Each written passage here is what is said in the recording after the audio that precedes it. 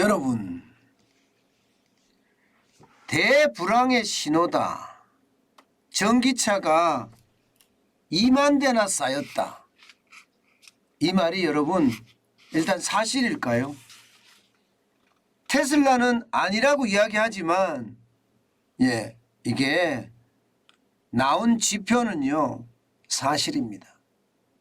적어도 3분기에 22,093대가 쌓였습니다. 굉장히 많죠. 자동차가 재고로 쌓인다는 것, 이것은 좀처럼 보기 드뭅니다. 대한민국만 하더라도요, 요즘 인기 차종의 자동차를 받기 위해서는요 1년 이상 기다려야 되는 게 현실이거든요. 1년 이상 기다려야 되는 게.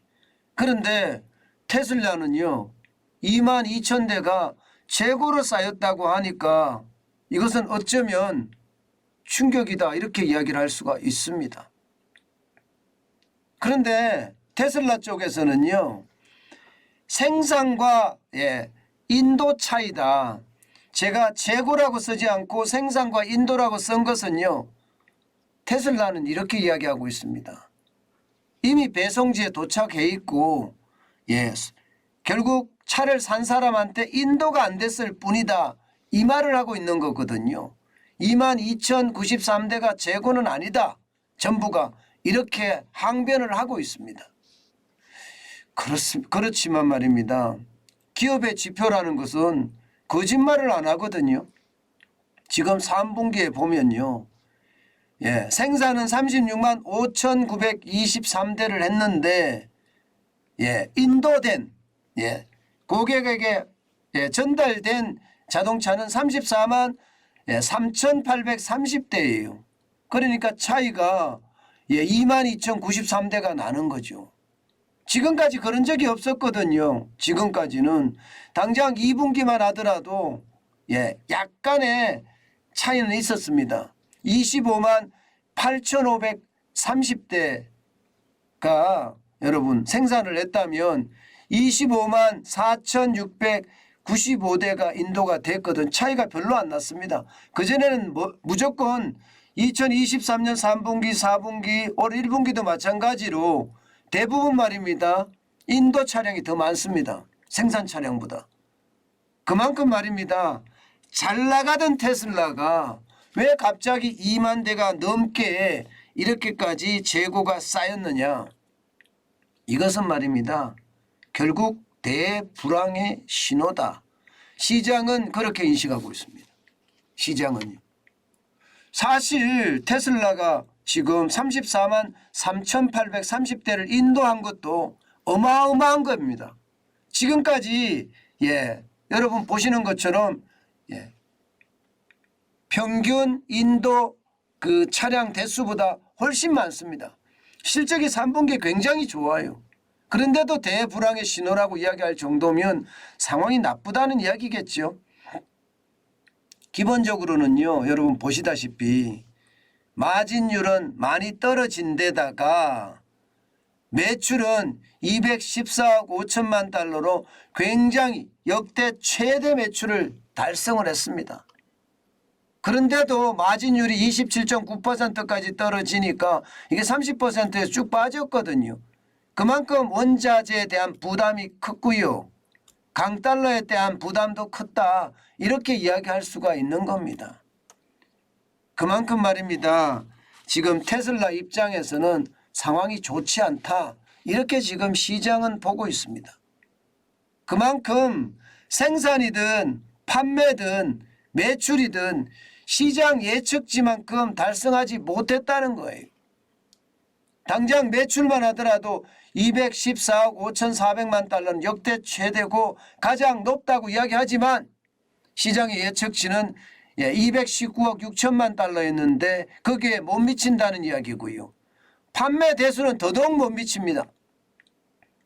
판매 대수는 34만 3,830대인데 시장의 예측치는 37만 대까지 예측을 했거든요. 마찬가지로 생산도 37만 대까지 예측을 했습니다. 그런데 36만 5,923대 생산하고 말았으니 시장은 놀랄 수밖에요. 그러니 테슬라 주가는요 그야말로 폭락하고 있습니다. 이틀째 떨어지고 있어요. 이틀째.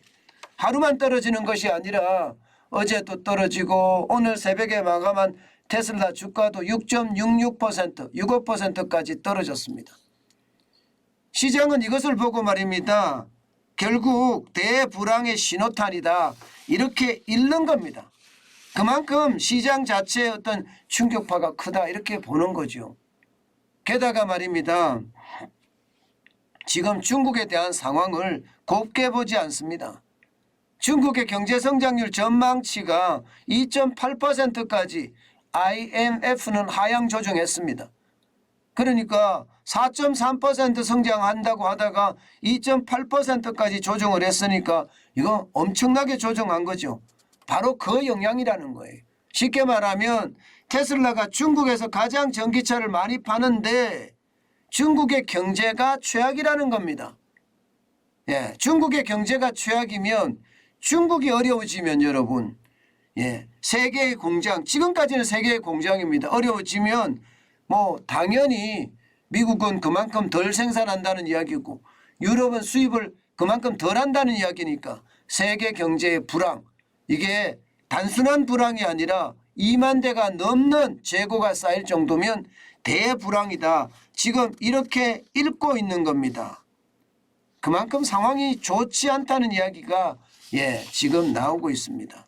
물론 일론 머스크는요 2030년까지 전 세계에 12개 공장을 더 지어서 연 전기차를 2천만 대 판매하겠다 이런 목표를 세우기는 했습니다. 그렇지만 시장은 그 말을 믿지 않는다는 뜻입니다. 그만큼 말입니다. 올해도 목표 달성을 하기 어려운데 이게 내년에는 더 쉽겠느냐. 내년에는 경제 자체가 더 어려운데. 결국 말입니다. 대불황의 어떤 신호탄 테슬라에 덮쳤고요. 그 신호는요. 여러분 미국 주식시장에도 지금 영향을 미치고 있습니다.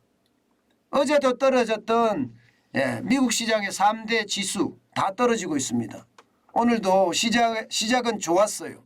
다우산업지수가 시작은 굉장히 좋았으나 결국 0.3% 장막판에 떨어졌고요. 그래서 90.22가 빠져서 3333.59로 마감했습니다. 시장의 위험이 그만큼 크다는 이야기죠. 시장의 위험이. 이것은요 어쩌면요 금리를 인상하니까 소비가 비축되는 거. 아마 그게 현실이 되는 거고요. 중국 시장 같은 경우는 부동산 시장이 몰락하니까 중국 경제 전체가 휘청거리는 그런 모습을 보이면서 말입니다. 테슬라 주가가 엄청 빠지고 테슬라 주가가 빠지니까 시장에도 동시에 영향을 미친 거다. 이렇게 또 봅니다. 게다가 지금 10년 만기 국채금리가 4%를 훌쩍 넘어서 가고 있잖아요. 10년 만기 국채금리가. 이것은요. 앞으로 금리 인상을 더 한다는 전제가 깔려있는 일이라서 결국 시장에는 경기 침체를 더 앞당길 수밖에 없다. 이런 얘기 들었죠.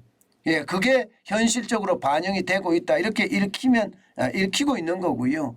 다우산업 나스닥 종합도 마찬가지입니다.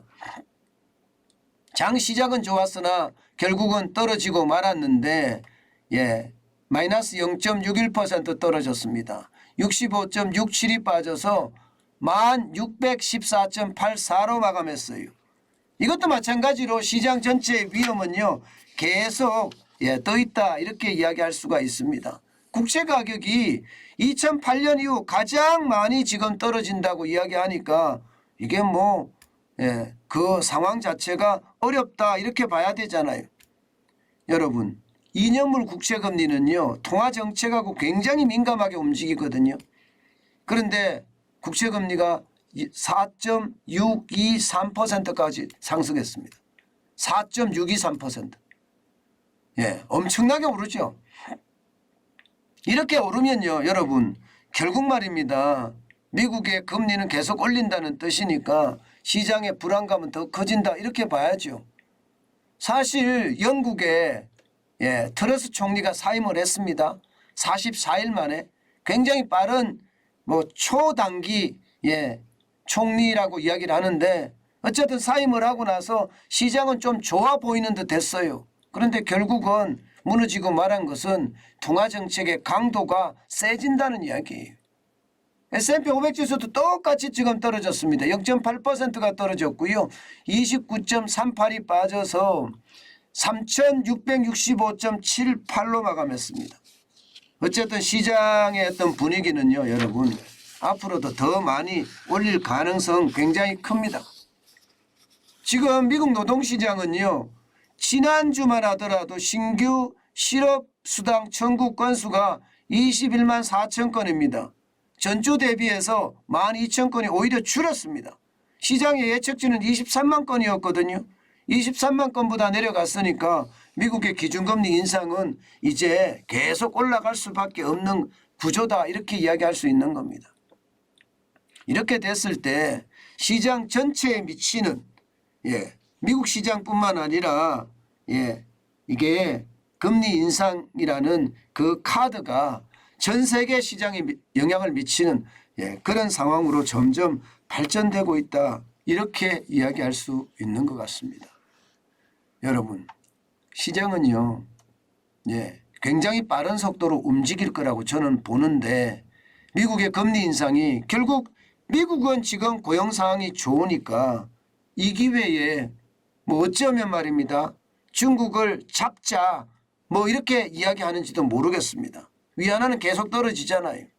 아마 금리 인상은 속도가 빨라질 거고, 이 속도가 빨라진 만큼 시장에 미치는 영향은 굉장히 크다, 저는 이렇게 지금 분석하고 있습니다.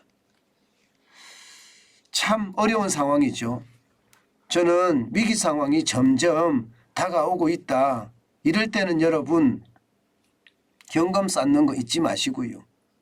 무슨 일이든지 해야 됩니다. 지금은 무슨 일이든지 해서 현금을 차곡차곡 쌓아가는 거 굉장히 저는 필요하다, 이렇게 생각합니다.